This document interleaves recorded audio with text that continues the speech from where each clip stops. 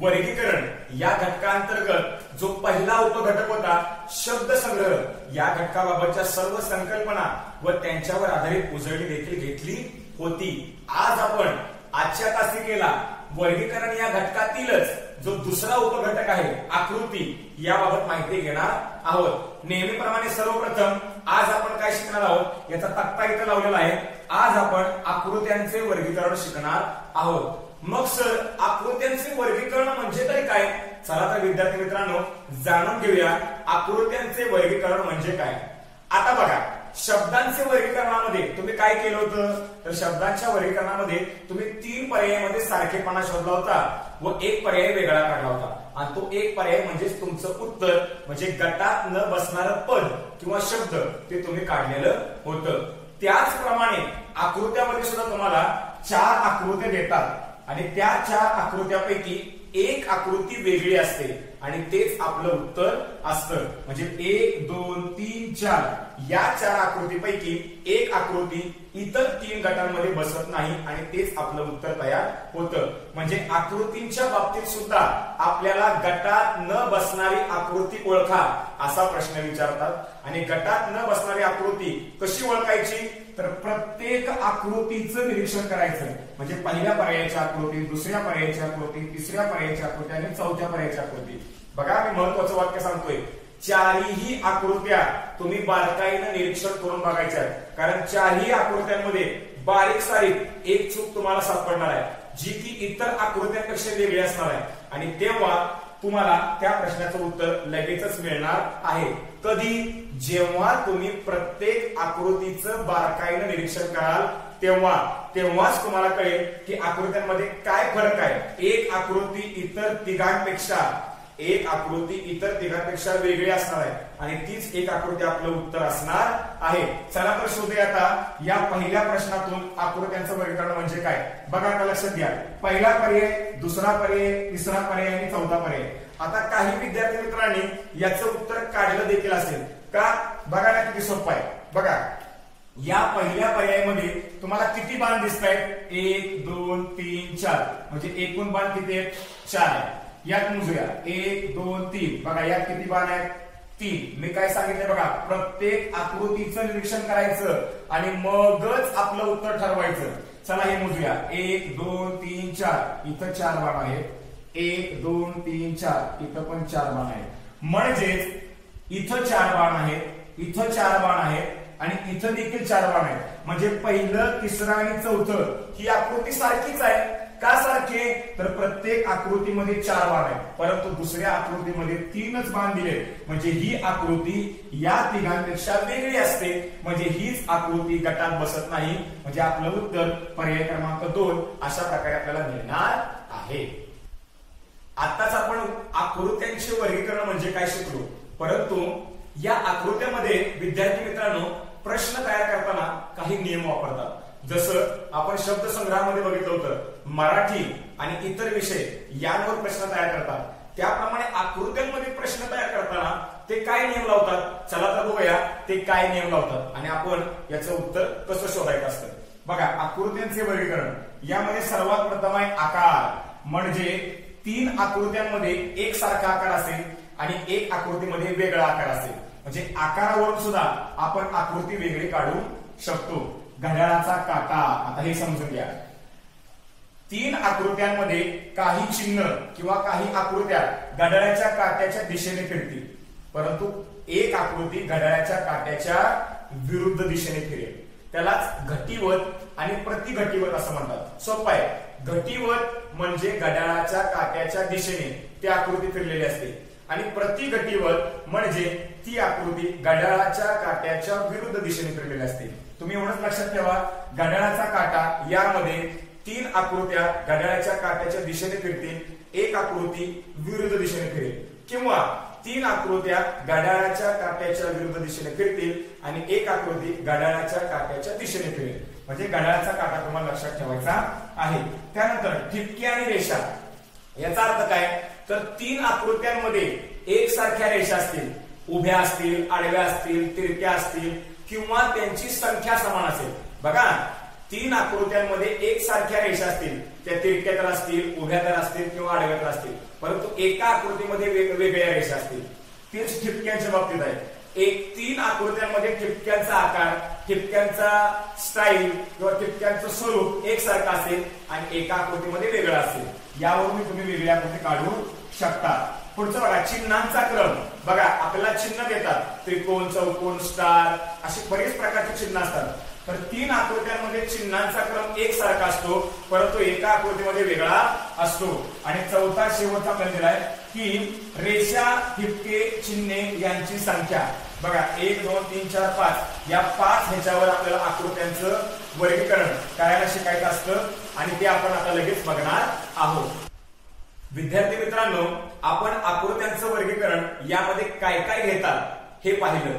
चला तर आता सुरू करूया आकृत्यांच्या वर्गीकरणाच्या सरावाला. बघा पहिला प्रश्न मी इथं घेतलाय. आता यामध्ये मी तुम्हाला मगाशी वाक्य सांगितलं होतं की प्रत्येक आकृतीचं बारकाईनं निरीक्षण करायचं आहे. प्रत्येक आकृतीचं. यात सगळ्यात शब्द महत्वाचं काय आहे तर बारकाईने. नुसतं निरीक्षण नव्हे विद्यार्थी मित्रांनो. कसं निरीक्षण पाहिजे? बारकाईने निरीक्षण पाहिजे. याचा अर्थ काय बघा, आपण पहिलीच आकृती मुद्दाम अशी घेतली का, तर या आकृतीमध्ये बघा काय काय चिन्ह आहे. डोळा आहे, गंध आहे, नाक आहे आणि मोठ आहे. असं प्रत्येक आकृतीमध्ये प्रत्येक चिन्हाचं निरीक्षण करायचं आहे, प्रत्येक अवयवाचं निरीक्षण करायचं आहे, प्रत्येक रेषेचं निरीक्षण करायचं आहे, प्रत्येक ठिपक्याचं निरीक्षण करायचं आहे. म्हणून पहिलं उदाहरण असं घेतलंय. चला तर बघूया. बघा 2 डोळे, नाक, ओठ आणि गंध आहे. चला 2 डोळे, नाक. बघा इथं नाक कसं आहे आणि इथं नाक कसं आहे. हे पूर्ण गोलाकार नाक दिले आणि इथं कसं दिले बघा. चला इकडे आपण बघूया. गंध आहे, 2 डोळे, नाक आहे, ओठ आहे. 2 डोळे, नाक, ओठ आणि गंध. म्हणजे पहिली, तिसरी आणि चौथी आकृती एकसारखी दिसते, मात्र दुसऱ्या आकृतीमध्ये हा नाक गोलाकार काढले म्हणून ही 2 नंबरची आकृती गटात बसत नाही. इतकं सोपं या आकृतीमध्ये असतं. विद्यार्थी मित्रांनो, वर्गीकरणातला आकृती हा खूप सोपा घटक असतो. फक्त आपण हे लक्षात ठेवायचं, बारकाईने निरीक्षण. प्रत्येक पर्यायाचं जर तुम्ही बारकाईने निरीक्षण केलं तर इतकं ते सोपं असतं आणि सहजतेने तुम्ही उत्तर काढू शकता.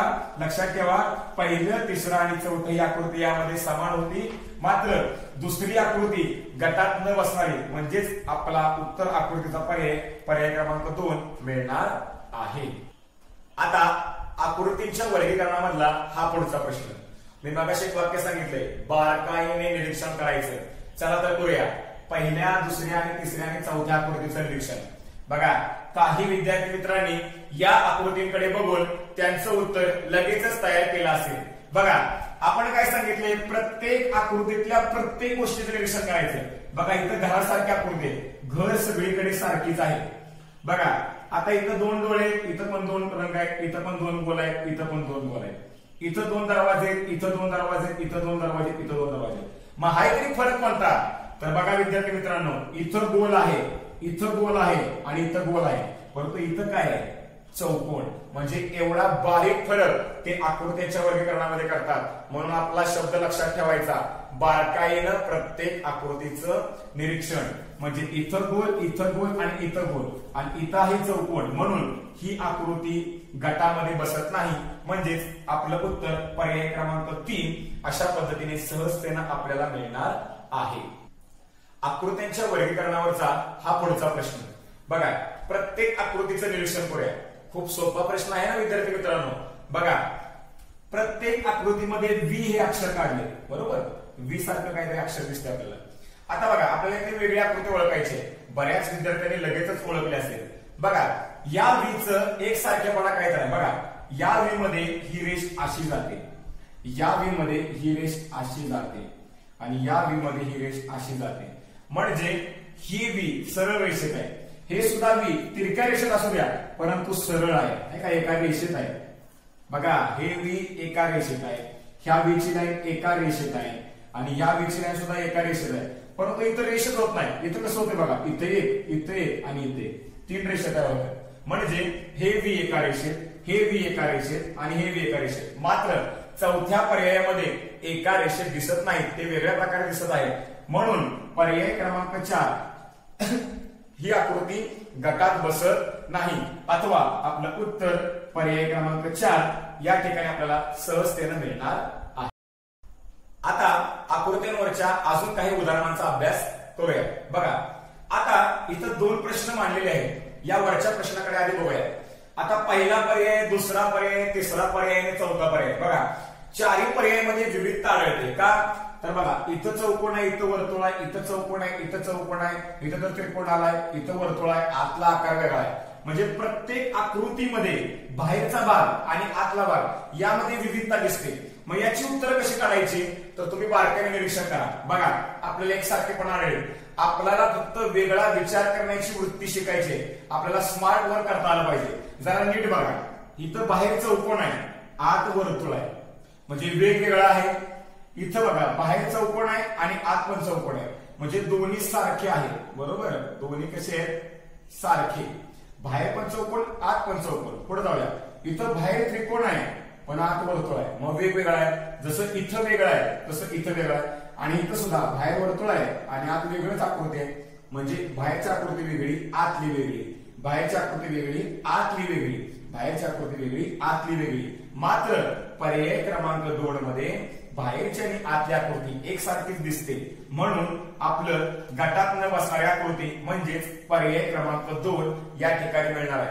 विद्यार्थी मित्रांनो, लक्षात ठेवा, अशाच आकृत्या परीक्षेला येतात, परंतु त्यामध्ये नियम वेगळा वापरलेला असेल, चिन्ह वेगळी वापरलेली असेल, पण नियम किंवा विचार त्यांची पद्धत एक असते. म्हणजे ते काय करतात, तर आकृत्यांचे आकार या पद्धतीने विविधता देतात. बाहेरची आकृती वेगळी, आतली आकृती वेगळी, म्हणजे आकृतीच्या आकारावर सुद्धा प्रश्न येतो. आता आपण खालचा प्रश्न बघूया. बघा, आता आपल्याला या ठिकाणी आकृती नाही दिली तर अक्षर दिलीत बघा, आणि आपल्याला काय करायचं आहे, यातला वेगळा पर्याय ओळखायचा आहे. आता बघा, सगळीच अक्षरे इंग्रजी मध्ये. आता वेगळं तर कोणतं करायचं, तर आता याच्यामध्ये साधर्म्य किंवा सारखेपणा काय बघा.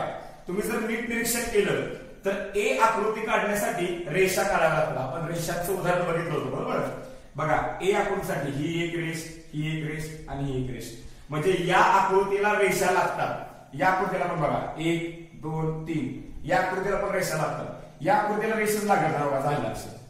आणि इकडे बघा, या आकृतीला सुद्धा रेष लागते 1 2 3, म्हणजे ए आकृती तयार करण्यासाठी रेष काढावी लागते, एफ आकृती तयार करण्यासाठी रेष काढावी लागते, आणि ई आकृती काढण्यासाठी सुद्धा रेष काढावी लागते. मात्र तिसरा नंबरचा पर्याय ओ, याला रेषच लागत नाही, म्हणून पर्याय क्रमांक 3 हे गटात बसत नाही, किंवा पर्याय क्रमांक 3 हे आपलं उत्तर असणार आहे.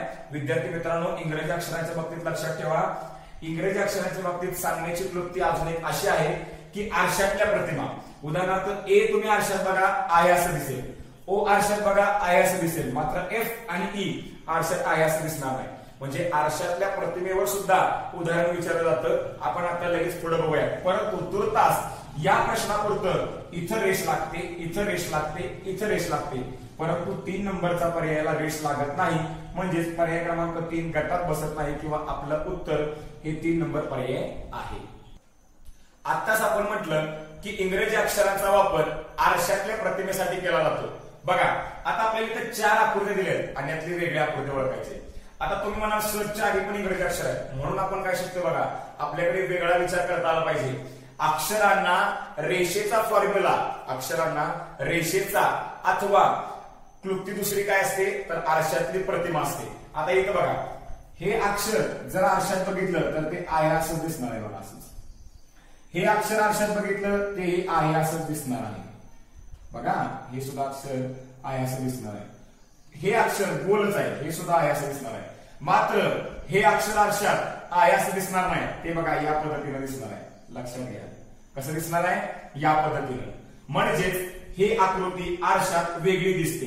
ही आकृती आहे अशी दिसते, ही आकृती आहे अशी दिसते, ही आकृती आहे अशी दिसते. म्हणजे पर्याय क्रमांक 2, पर्याय क्रमांक 3 आणि पर्याय क्रमांक 4 आरशात आहे असे मिळतात, मात्र क्रमांक 1 वेगळा मिळतो.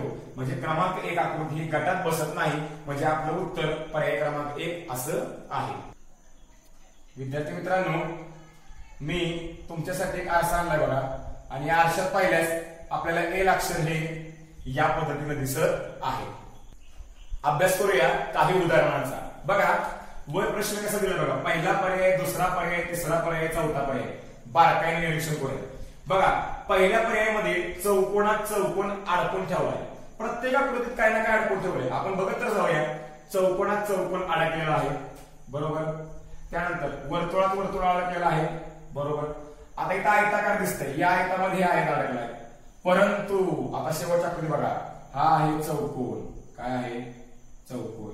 आणि या चौकोन मध्ये काय अडकवलंय? हा त्रिकोण. म्हणजे इथं एकात एक अडकवलेली आकृती सारखी आहे, इथं एकात एक अडकवलेली आकृती सारखी आहे, इथं एकात एक अडकवलेली आकृती सारखी आहे, मात्र इथं वेगळी आहे.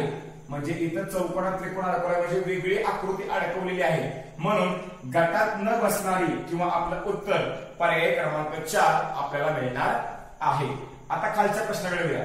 मी नेहमी वाक्य सांगतो, बारकाईने निरीक्षण करा. चारी पण आकृती एकसारख्या वाटताय, परंतु एक बारीक निरीक्षण केलं तर एक चिन्ह वेगळं दिसणार आहे. चला तर बघूया, प्रत्येकाचं निरीक्षण करूया. प्रत्येक आकृतीमध्ये स्वस्तिक आहे आणि त्यांच्यामध्ये काही चिन्ह दिले. बघा, गोल आहे, VA VA त्रिकोण आहे, गोल आहे, त्रिकोण आहे, VA VA, गोल आहे, VA VA त्रिकोण आहे, गोल आहे, VA VA त्रिकोण आहे. म्हणजे प्रत्येक सारखी सारखी चिन्ह आहे. परंतु जर नीट निरीक्षण केलं तर इथं त्रिकोण आहे, इथं VA. पुन्हा बघा, इथं त्रिकोण आहे, इथं VA, इथं त्रिकोण आहे, इथं VA. मात्र इथं वेगळं आहे, इथं V आणि V दोन वेळा आले. मात्र प्रत्येक आकृतीमध्ये त्रिकोण V, त्रिकोण V, त्रिकोण V.